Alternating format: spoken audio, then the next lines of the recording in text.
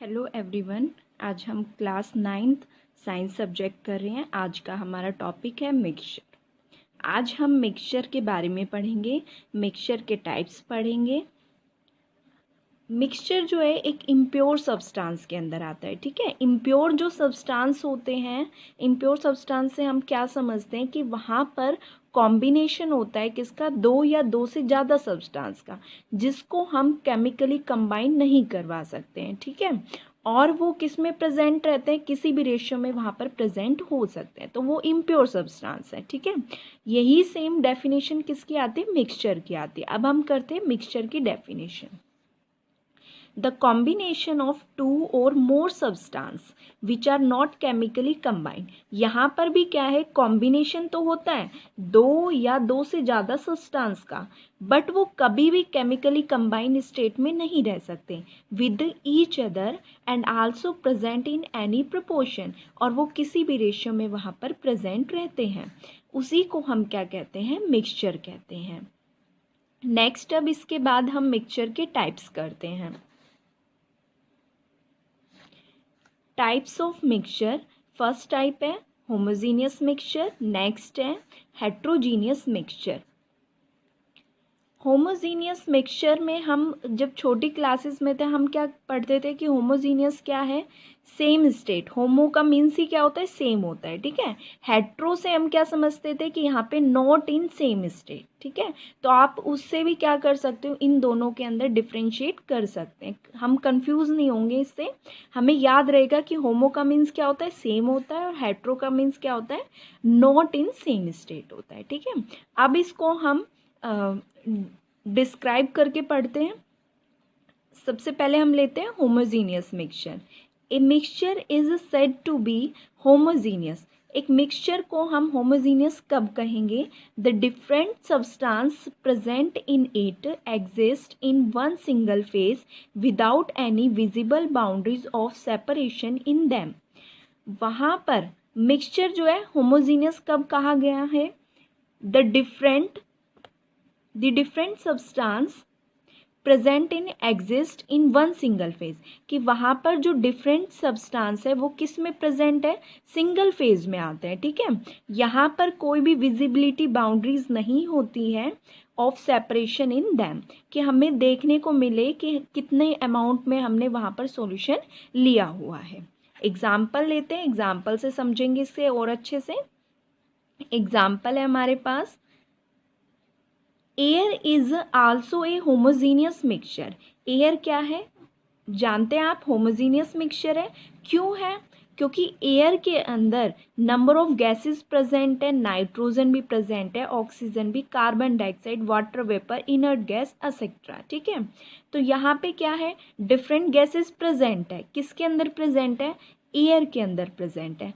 All the gases present in air have one phase, one single phase है, क्योंकि ये सब भी क्या है, गैसेस हैं, और गैसेस किसके अंदर प्रेजेंट है, एयर के अंदर प्रेजेंट है, इसलिए ये क्या है, सिंगल फेज हो गया, डेट इज गैसियस फेज, और उसको हम क्या बोलते हैं, गैसियस फेज बोलते हैं, ठीक है।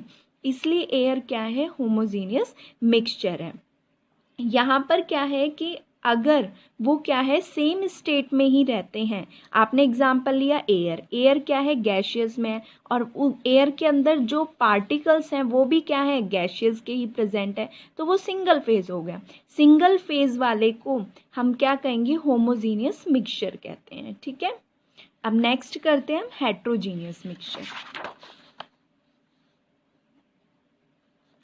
Heterogeneous mixture, a mixture is said to be heterogeneous if it does not have a uniform composition and also have visible boundaries of separation between the constituents। यहाँ पर मिक्सचर को हम कब कहेंगे heterogeneous, if it does not have a uniform composition, यानी कि वो same state में वहाँ पर प्रेजेंट नहीं होते हैं, ठीक है। And also have visible boundaries, और वहाँ पर क्या है, अगर आपने दो सॉल्यूशन लिए हैं तो वो अलग अलग हमें वहाँ पर दिखाई देते हैं, ठीक है। विजिबल बाउंड्रीज होती है of separation between the constituent. इसके बाद एग्जाम्पल से समझते हैं इसको और अच्छे से। जैसे हमने मिक्सचर ले लिया, a mixture of sand and common salt.